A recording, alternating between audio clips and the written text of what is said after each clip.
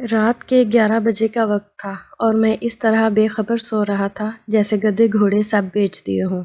نہ جانے خوابوں میں کون سے جزیروں کی سیر کر رہا تھا جب فون کی مسلسل بجتی گھنٹی نے مجھے جھنجھوڑ کر ہوش و حواس کی دنیا میں لاپٹخا۔ اپنے خوابیدہ اعصاب کو بمشکل کنٹرول کرتے ہوئے میں نے فون اٹھایا۔ السلام علیکم، حسب عادت میں نے سلام کیا۔ وعلیکم السلام، کیسے ہو طلحہ بیٹا، کیا کر رہے تھے؟ جواباً مجھے ابو جی کی سنجیدہ سی آواز سننے کو ملی۔ سو رہا تھا ابو جی، آپ لوگ خیریت سے پہنچ گئے؟ اور پھر جو انہوں نے بتایا اسے سن کر قدموں تلے سے زمین نکل گئی۔ ان کی گاڑی راستے میں ایک حادثے کا شکار ہو گئی تھی اور اس وقت سب اسپتال میں تھے۔ اگرچہ بقول ان کے فکر کی کوئی بات نہیں تھی اور وہ سب معمولی زخمی تھے، لیکن ان کی پریشان لب و لہجہ اور غیر معمولی انداز گفتگو مجھے کسی انہونی کا پتہ دے رہے تھے، لہٰذا میں نے فوراً روانگی کا پروگرام بنایا۔ اگرچہ ابو جی اس وقت مجھے سفر سے منع کر رہے تھے، لیکن میرا رکنا اب ناممکن ہو چکا تھا اور دل چاہ رہا تھا کہ اڑ کر ان کے پاس پہنچ جاؤں۔ میرے والدین، خالہ خالو اور میری چھوٹی بہن سب قریبی رشتہ داروں کی شادی میں شرکت کرنے آج شام ہی حیدرآباد روانہ ہوئے تھے۔ میں اپنے امتحانات کی وجہ سے گھر پر رک گیا تھا۔ میری خالہ اور خالو ہمارے گھر سے 2 گلیاں چھوڑ کر ہی رہتے اور ہمارے ان سے بہت خوشگوار مراسم تھے۔ خالہ خالو نہایت شفیق، پرخلوص اور زندہ دل تھے۔ اللہ تعالیٰ نے ان کو ہر دنیاوی نعمت سے نوازا تھا سوائے اولاد کے، لیکن انہوں نے اس کمی کو اپنی زندگی کا روگ بنانے کے بجائے تقدیر کا لکھا جان کر اس سے سمجھوتا کر لیا۔ مجھے اور میری چھوٹی بہن گڑیا کو وہ اپنی اولاد ہی سمجھتے تھے اور اپنی تمام تر محبت ان پر نچھاور کرتے تھے۔ نتیجن ہم دونوں بھی انہیں والدین جیسا ہی مقام دیتے تھے۔ میں نے رات بھر جاگ کر پیپر کی تیاری کی۔ پیپرز کے بعد جب میں گھر آیا تو سب کے ساتھ اتنا مصروف رہا کہ وقت گزرنے کا پتہ ہی نہیں چلا۔ شام کو جب سب مجھے ڈھیروں ہدایتیں دے کر روانہ ہوئے تو میرا تھکن سے برا حال تھا۔ رات کا کھانا کھا کر نماز ادا کرتے ہی مجھ پر نیند کا اس قدر شدید غلبہ ہوا کہ میں لمحوں میں غافل ہو گیا۔ فوراً ہی تیار ہو کر روانہ ہو گیا۔ والد سے میں نے ہسپتال کا ایڈریس لے لیا۔ تقریباً 3 گھنٹے کا راستہ تھا۔ جب میں گھر سے روانہ ہوا تو ہلکی ہلکی بوندا باندی شروع ہو چکی تھی۔ کراچی میں تو راتیں جاگتی ہیں، لہٰذا کافی دیر تک مجھے تنہائی کا احساس نہیں ہوا۔ راستے روشن تھے اور لوگ بھی گھومتے پھرتے نظر آ رہے تھے۔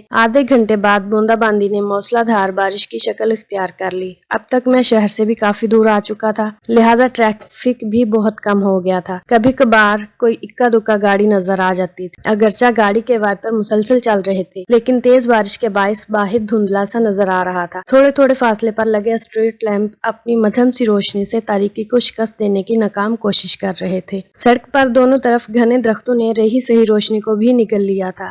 اگرچہ میں فطرتاً کافی دلیر اور نڈر تھا، لیکن تنہائی اور تاریکی کی ہیبت مجھ پر طاری ہوتی جا رہی تھی اور میں سفر کی بخیریت تمام ہونے کی دعا کر رہا تھا۔ لمحہ بھر کو بجلی چمکتی تو پورا منظر واضح ہو جاتا تھا۔ بڑے بڑے درخت تیز ہوا سے ہلتے ہوئے مختلف شکلیں اختیار کر رہے تھے۔ کبھی کبھی تو یوں لگتا جیسے خوناشام چڑیلیں مجھے اشارے سے اپنی طرف بلا رہی ہوں۔ اچانک بجلی چمکی تو مجھے دور سڑک پر عین درمیان میں ایک انسانی ہیولہ کھڑا نظر آیا، جو زور زور سے ہاتھ ہلا کر گاڑی روکنے کی استدعا کر رہا تھا۔ میں پہلے تو اسے کوئی چور چکا سمجھا اور جو مجھے روک کر لوٹنا چاہ رہا تھا، پھر اچانک میرے ذہن میں بچپن سے سنی ہوئی وہ تمام ڈراؤنی کہانیاں در آئیں جن میں اسے مختلف روپ اختیار کر کے مسافر کو تنگ کرتے ہیں۔ یہ سوچ کر میرے رونگٹے کھڑے ہو گئے۔ ایک خیال یہ بھی تھا کہ شاید کوئی ضرورت مند ہو جو رات کے اس پہر مدد کے لیے کھڑا ہو۔ بہرحال جب میں جل تو جلال تو کا ورد کرتا وہاں تک پہنچا تو یہ دیکھ کر اسے اپنی آنکھوں پر یقین کرنا مشکل ہو گیا کہ وہاں کوئی انسان تو کیا، کوئی چڑیا کا بچہ تک نہ تھا۔ میں نے ہر طرف بغور دیکھا، لیکن چاروں طرف تنہائی اور سناٹے کا راج تھا۔ خوف سے میرا برا حال ہو گیا اور میں اندھا دھند گاڑی بھگاتے ہوئے چلا گیا۔ ابھی میں تھوڑی دور ہی گیا تھا کہ اچانک کسی نے پیچھے سے میرے کندھے پر ہاتھ رکھا۔ میرا اوپر کا سانس اوپر اور نیچے کا نیچے رہ گیا۔ دل طوفانی رفتار سے دھڑکنے لگا۔ بمشکل میں نے پیچھے مڑ کر دیکھا تو مجھے یوں محسوس ہوا جیسے پچھلی سیٹ پر بالوں کا ایک بہت بڑا سا ڈھیر دھرا ہوا ہے۔ نہ جانے وہ اللہ کی کون سی مخلوق تھی جو سائز میں انسان سے بھی بڑی تھی، لیکن مکمل طور پر بالوں سے ڈھکی ہوئی تھی۔ صرف اس کی خوفناک آنکھیں اور ہاتھ پاؤں کے لمبے لمبے اور مڑے ہوئے ناخن نظر آ رہے تھے۔ وہ अपनी लाल लाल डरावनी आंखों से नहायत गुस्से में तलहा को घूर रही थी। दहशत से तलहा की आंखें फटी की फटी रह गई और दिल उछलकर हल्क में आ गया। सांस सीने में अटकने लगा और हाथ पांव सनसनाने लगे। इससे हरकत करना मुहाल था। बड़ी मुश्किल से मैंने अपने हवास मुजतमा किए और ज़ेरे लब कुरानी आयात का विर्द करते हुए गाड़ी को तूफानी रफ्तार से भगा दिया। थोड़ी देर बाद मुझे महसूस हुआ कि पिछली सीट खाली हो गई है। मैंने शीशे से पिछली सीट पर देखा तो वो आसिफ वहां से जा चुका था। अभी वो पूरी तरह सुकून का सांस भी ना ले पाया था कि उसे यूं लगा जैसे गाड़ी धीरे धीरे निहायत वजनी होती जा रही है और उसे चलाना नामुमकिन होता जा रहा था। जिस गाड़ी को मैं जहाज की तरह उड़ा रहा था अब गधा गाड़ी की तरह घिसने से भी इनकारी थी। अभी मैं इसी शशोपंज में मुब्तला था कि पीछे से एक आवाज खौफनाक कहका सुनाई दिया। ऐसी दहशत ज़दा कर देने वाली आवाज मैंने अपनी पूरी जिंदगी में कभी नहीं सुनी थी। मुड़कर देखा तो वही गैर इंसानी मखलूक 12 सीट पर बरजमान होकर कहके लगाती नजर आई। उसकी टांगे इतनी लंबी हो चुकी थी कि उसने गाड़ी की खिड़की से बाहर लटका रखी थी और पांव सड़क पर घसीट रहे थे। इसी वजह से गाड़ी को आगे बढ़ाना मुश्किल हो रहा था।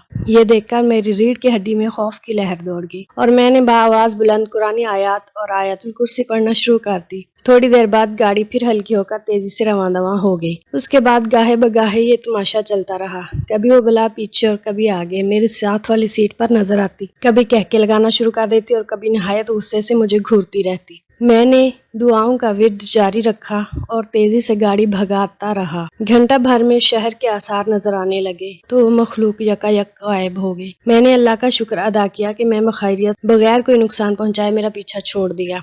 अभी मैं अस्पताल से 15 मिनट के फासले पर था कि फिर मुझे शॉक लगा। रात की तारीकी और मूसलाधार बारिश में खालू एक स्ट्रीट लैंप के नीचे खड़े नजर आए। मैंने ब्रेक पर पाँव दबाया तो गाड़ी सड़क पर दूर तक घिसटती चली गई। खालू तेज तेज चलते हुए आए और फ्रंट सीट का दरवाजा खोलकर मेरे साथ बैठ गए। इतनी तेज बारिश में खड़े होने के बावजूद इनका लिबास बिल्कुल खुश्क था। मैंने निहायत हैरत से उनके पूछा वो यहाँ क्या कर रहे थे तो उन्होंने धीरे से कहा बस बेटा यूं ही खड़ा था। वो बिल्कुल गुमसुम और खोए खोए से थे।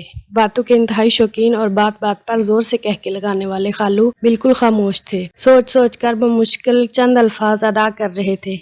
जब मैंने उनसे सबकी खैरियत पूछी तो वो गोया हुए हाँ बेटा सब बिल्कुल ठीक हैं, तुम फिक्र ना करो, तुमसे मिले बगैर जाने का दिल नहीं चाह रहा था तो मैं चला आया। मैं हैरत से सोचने लगा कि वो कहाँ जा रहे हैं, लेकिन उनकी हालत देखकर मैंने मजीद पूछना मुनासिब ना समझा। मुझे लगा कि एक्सीडेंट ने उनके हवास को मुतासिर कर रखा है। मैं खुद भी अस्पताल पहुंचने की जल्दी में था, लिहाजा खामोशी से ड्राइव करने लगा। जब पार्किंग में पहुंचकर मैं उतरने लगा तो ये देखकर मेरी सीट गुम हो गई कि बराबर वाली सीट खाली थी। मैं तेजी से अस्पताल में दाखिल हुआ तो सामने ही मेरे वालिद निहायत दिल गिरफ्तार हालत में खड़े नजर आए। मैं खालू के बारे में बताना चाहता था लेकिन वो खामोशी से तेज तेज चलते हुए मुझे अंदर ले गए। कमरे का मंजर देखकर मुझ पर सख्ता तारी हो गया। सामने ही बिस्तर पर खालू की लाश रखी थी जो रोड एक्सीडेंट में मौका पर ही दम तोड़ गए थे। अम्मी और खाला मुझे देखकर लपक कर आई और मुझसे लिपट कर फूट फूट कर रोने लगी, लेकिन मैं अपने हवासों में ही कब था जो इन्हें तसल्ली देता। मैं तो हैरत से कंग खड़ा ये सोच रहा था कि अगर खालू एक्सीडेंट के वक्त ही इंतकाल कर गए थे तो अभी मेरे साथ गाड़ी में कौन था। क्या उनकी मोहब्बत वाकई इतनी शदीद थी कि उससे मिले बगैर जाने का उनका दिल रजामंद ना था। यही वो मामला है जो कभी मुझसे सुलझ नहीं सका।